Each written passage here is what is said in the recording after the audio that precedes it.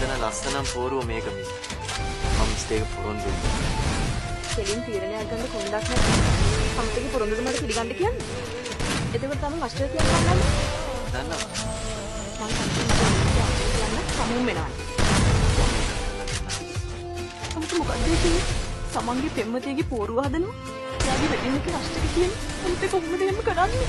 සමත මට එක මොහොතක් හදන්න ගන්න නැහැ. අඩියෙන් නදිය කියලා ගිය කුමාරතේදා